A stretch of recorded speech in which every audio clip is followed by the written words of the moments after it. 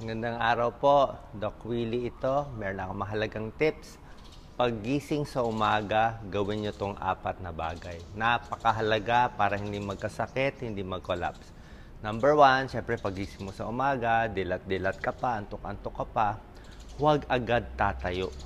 Okay? Huwag agad tatayo. Upo muna.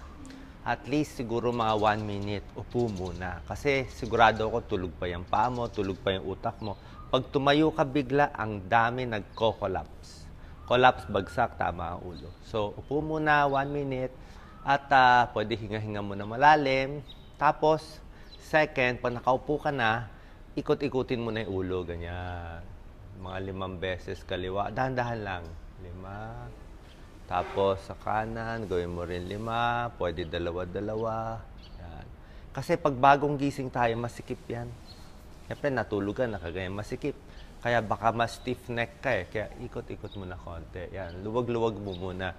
Pagising. Dahan-dahan lang. Konting taas, konting baba, luwag-luwag. Konting luwag sa shoulder. Yan. 1 minute, nakaupo. Okay, pikit-pikit. May muta pa. So, pag nakaupo ka na, bago ka tatayo. Okay?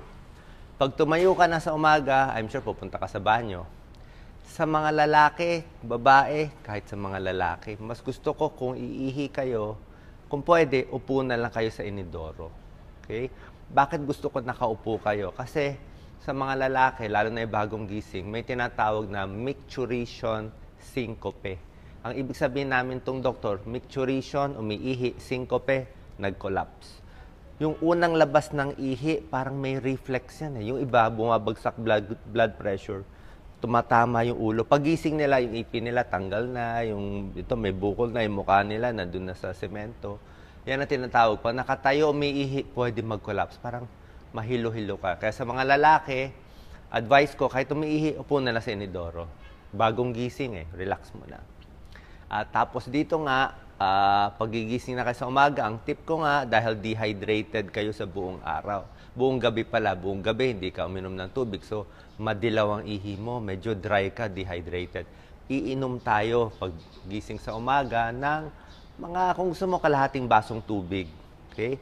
Pwedeng kalahating basong tubig o kung kaya mo, 1 basong tubig.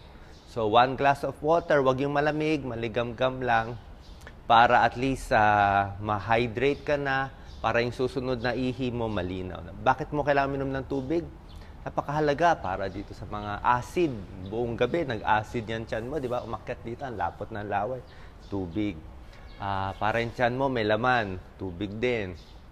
Dehydrated ka, baka masira kidneys mo, tubig din. So yan yung mga 4 na tips na kailangan nyo gawin na. Dahan-dahan, ulitin ko, dahan-dahan pag-upo, konting galaw-galaw, tapos dahan-dahan ng tayo, pwede humawak, mas maganda may ilaw para hindi kayo matumba. Pag CR, kahit lalaki, nakaupo lang para hindi mag-collapse. And uminom ng kalahati 1 basong tubig. Napakaganda po niyan. And syempre, bago pumasok, dapat maghihilamos at tatanggalin ang muta. Okay, last tip na yon. Hilamos, tanggalin ang muta. Pag hindi mo tatanggalin yung muta, magkakakuliti tayo. Okay, so God bless po. Pampaganda rin yung hilamos. Sa hilamos, pwedeng cold water. Kung gusto, may eye bags, cold water, malamig. O ice, o pipino, pwede yan. So, cold water, sabon, tingnan nyo, mas gaganda kayo pag naghilamos kayo. So, God bless po. Paki-like, paki-share para matuto ang ating kababayan. At ligtas po kayo. God bless.